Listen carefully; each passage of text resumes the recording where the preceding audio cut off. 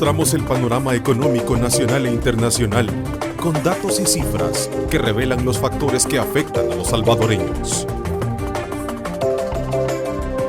Diálogo con Ernesto López, Análisis Económico.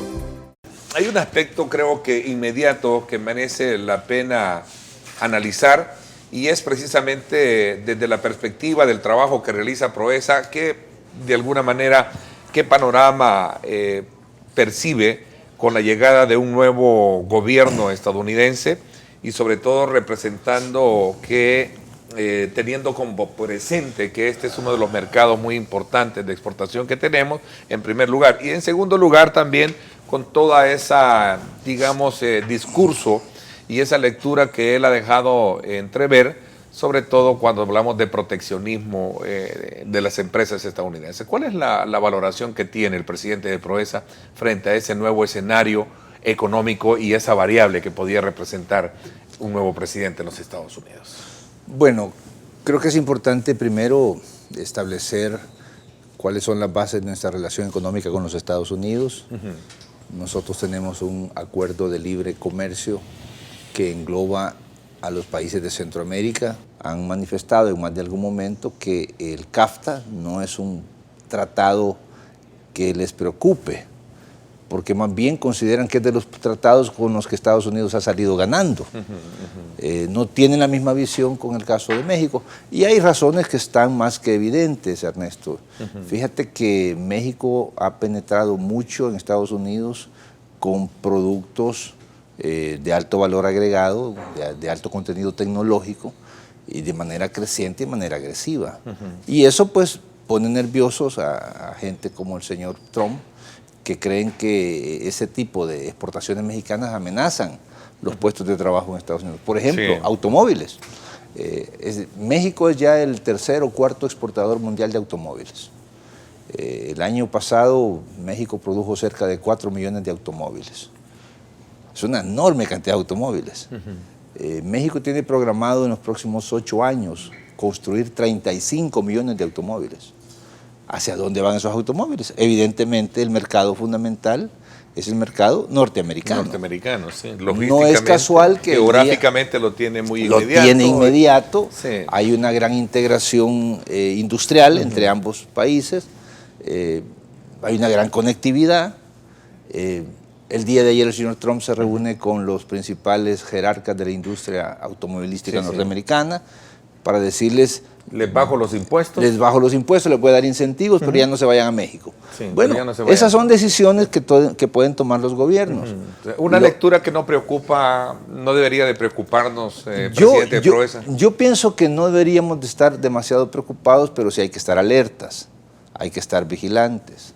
El señor Trump ha tomado algunas otras decisiones en materia de comercio exterior que de una manera u otra, pues por circunstancias del destino, aparecen positivas para el país.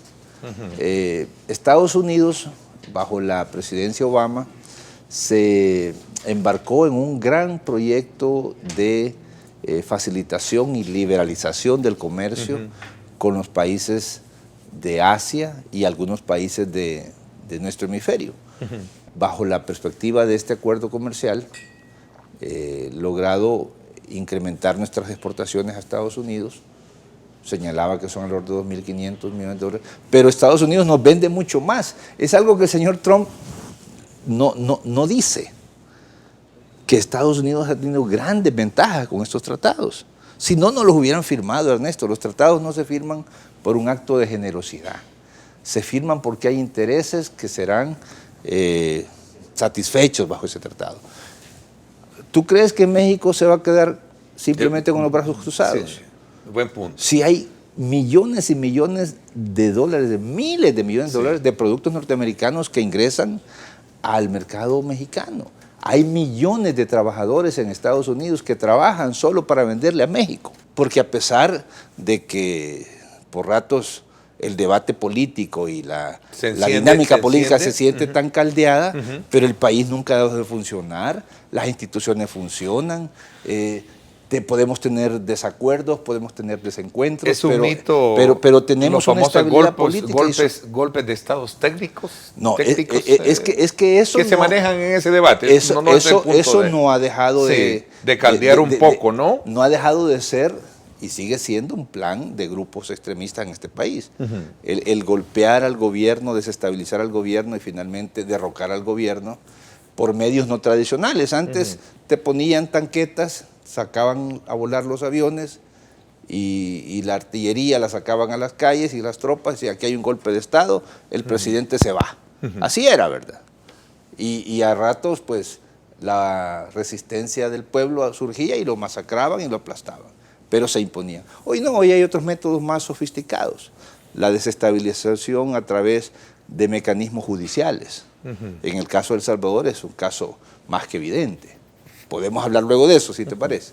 La desestabilización a través de campañas mediáticas que distorsionan la realidad, que tratan de presentar un país en caos, un país que está al borde de un precipicio, cuando la economía de este país y en general la sociedad salvadoreña están en una situación de evolución positiva. Yo creo que a estas alturas es ocioso entrar a discutir culpa de quién fue todo eso. ¿De quién fue todo eso? Lo que tenemos nosotros como gobierno de compromiso es resolver el problema. Y yo te puedo decir que lo vamos a resolver, estamos en esa ruta. Una pregunta válida en ese contexto, 2 gobiernos administrados por el FMLN y no se ha podido todavía. Pero tú sabes cuál es el problema, entre otras cosas, ¿no? Bueno, el diseño del puerto, dónde se hizo, el canal de acceso. Sí. Como te repito, yo no quisiera entrar a eso porque voy a tener que mencionar de nuevo a Francisco Flores. La historia entonces, no de Francisco Flores, eso, ¿no? De Antonio Saca. Sí. Entonces, de todos aquellos que dejaron esa obra. ¿Qué es lo que estamos haciendo? Y el presidente incluso lo anunció hace un par de meses allá en la Unión. Estamos en un esfuerzo de negociación con otro tipo de actores. Se está discutiendo una propuesta de reformas a la ley de concesión del Puerto de la Unión, que el gobierno oportunamente someterá a la Asamblea Legislativa para poder volver una realidad la operación del puerto. Y yo espero que ahí tengamos el acompañamiento de todas las fuerzas políticas, porque es una responsabilidad no solo del gobierno, es responsabilidad de todos sacar adelante ese puerto, claro, y todo lo que impactará en los territorios vecinos. Por eso decía que era importante que se concretice esa proyección de formación de estudiantes en aeronáutica en el caso de Zacatecoluca, como lo estabas mencionando, para que no quede esto también en la decepción de muchos padres de familia que en varias oportunidades se han comunicado con este servidor cuando se ha abordado el tema, claro, de ver a sus hijos con el sueño de formar, con esa ilusión. Sí, con esa ilusión. Sí. Y no tienen a dónde colocarlos bueno, mira, para trabajar. Entonces, nos contaba el alcalde necesitamos, ¿verdad? Que se abrió el bachillerato, se lograron admitir 40 jóvenes, pero la demanda era de 400 jóvenes. O sea, nuestra juventud tiene una ansia, un deseo de superación, de involucrarse en actividades de alto nivel tecnológico. Se ha demostrado, el país tiene esas condiciones. Así que esos son los sectores. Por supuesto, Ernesto, está el sector de logística, de infraestructura logística. El aeropuerto internacional va a sufrir, en buen sentido, por supuesto, una transformación radical en los próximos 2 años. Vamos a ampliar por lo menos en un 60% la capacidad de recepción de vuelos, con inversiones multimillonarias que va a hacer CEPA. Ya las ha estado haciendo, pero se va a incrementar sustantivamente. Qué bueno.